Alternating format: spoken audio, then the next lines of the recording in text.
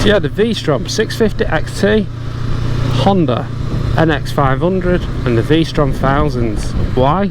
I think those could most likely be my next adventure motorcycle.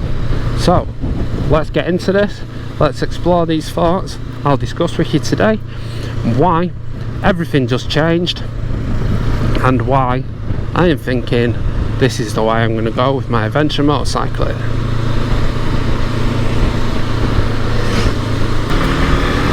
So everyone, 3 motorcycles, 3 choices, 3 distinct differences.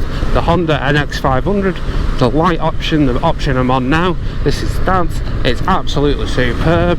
It's fun on these back roads. It does motorway riding alright. It'll go green laning. It's really light, super efficient on fuel. Have I got any complaints about this motorcycle? Well, not really. I think they could have given it a bit better skid plate integration, but that's personal preference. And I'm actually happy with the cast wheels. They're easy to clean, they're easy to maintain. I'm not doing wild rock hopping and log hopping, so yeah, it fits a lot of the bill really. It's really perfect for dad. It's comfortable, all day comfortable.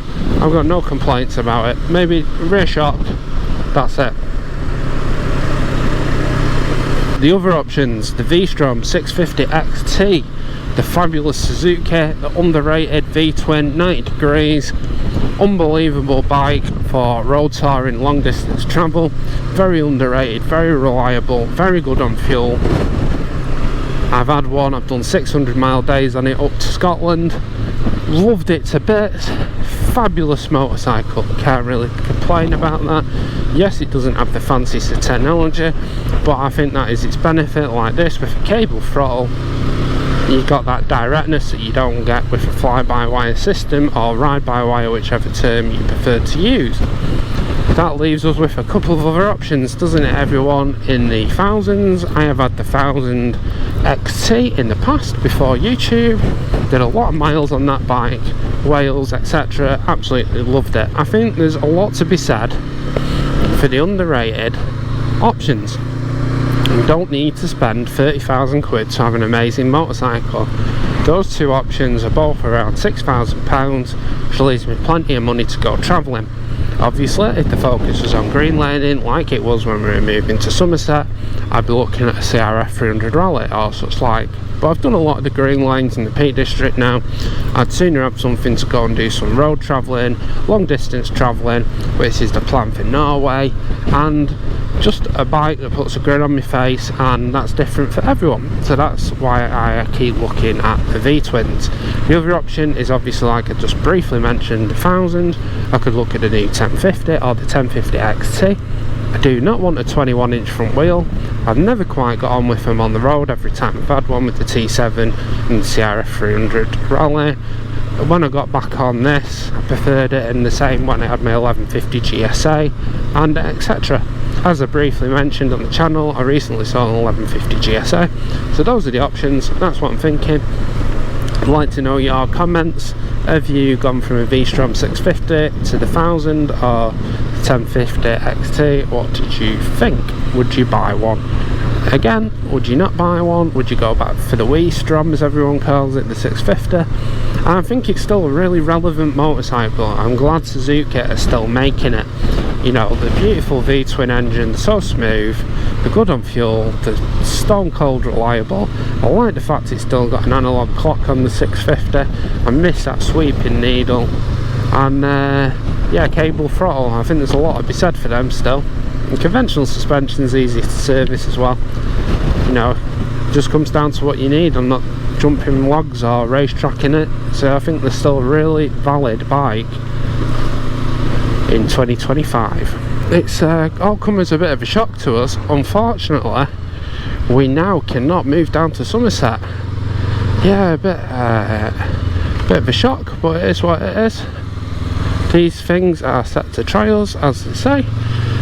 So what's happened is, for those that are new to the channel, my dad has stage 3B stroke 4 prostate cancer, and unfortunately one of the medications he's on isn't available on the wider NHS England. What motorcycle do I get to suit my adventure motorcycling that has now changed to adventure travel. Adventure motorcycling plans, everything's changed, everything's in a state of flux. So as I was saying briefly, I'm just redoing this bit really, we can't move unfortunately now down to Somerset because my dad's cancer medication, can't get it on the NHS. We've only just found out, so it's luckily the cancer hospital who's giving him his superb care where we live. He's funding one of the medications that's actually keeping my dad alive, which obviously is super important. So that's changed everything really, because now well, we can't move down to Somerset because apparently they said on Friday if we do that he won't get his medication because it's not available on NHS England. So yeah, that's Somerset's out. So that changes my adventure motorcycling quite a bit. It means, what do we do going forward? I initially planned on getting a green lane motorcycle, on doing a lot of green laning, stuff like that. Just taking it easy everyone, because you get cars coming like that, if anyone's wondering. So yeah, it's changed it all really. It's, what do we do? So if you remember, I had a 650 Vstrom XT. I used to do 600 mile days up to Scotland. For those that don't know, all my family from my great granddad backwards are from Scotland, believe it or not. Yeah, all the way back to the Jacobites and before, to the Bruce, etc. Direct line about to the 1600s. And yeah, it's just interesting. I don't know where I'm going here, everyone. We are just on an adventure. What do we do? And the plan is to forget about most of the green laning, do some easy gravel road riding, and to explore using where we live as a base, because I've explored the local area a lot.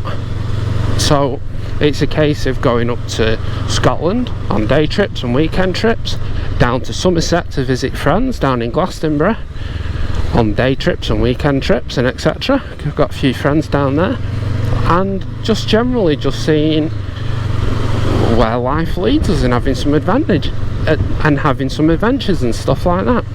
So that's the main plan, everyone, really. So that obviously changes the motorcycle choice quite a bit. It changes us towards looking at more adventure touring motorcycles and out green lane bikes like the 300 Rally, which, you know, that's just one of those things. It's just a change, we just got to roll with it. So we're moving locally, and then I am going to get a new bike. Obviously this is the one I bought for Dad. I am just using it at the moment. Pretty cool place. I am just using it at the moment just because I've sold my 1150 GSA. Double checked everything in the past, but on the triple check it changed, so luckily we did. And it's just a case of deciding what's next, really. Either going to be a second Honda NX500. I have no complaints with this bike. It's brilliant for the type of riding that I'm doing at the moment. Dad's absolutely loving it, so we're definitely keeping this one. And the other bike I'm considering is a return to the Suzuki V Strom 650 XT. I have had one before. I was absolutely amazed with it. I loved it, and yeah, I think it'd be a really good bike that for where we're based. Just that extra little bit of poke on the motorway for going up to Scotland and stuff. I am going to do that trip actually. I'm going to repeat a 600 mile day on this. I am going to see what it's like. But strictly going that way. Just going back towards travel touring motorcycle, which fits my needs perfect to allow me to go up to Scotland, explore up there, go visit friends in Somerset and such like. And that's life, isn't it, everyone, really? We do what is right for us, not is everyone else is doing. There we go, I got the words out in the end. So yeah, they're the motorcycles I'm considering. So yeah, that's the thing, everyone, really. I think the Vstrom 650 XT stroke 1050 or the 1000 XT, anything with the 19-inch front wheel, that's what I'm really liking, to be honest. I want to stick to good old 19-inch front. I think it's a good option wheel wise. It makes the most sense, and yeah, I think that would be a pretty good one, really.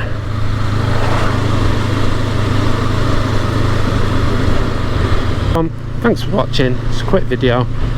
I'll go and visit some family now, and I'll catch you in the next one.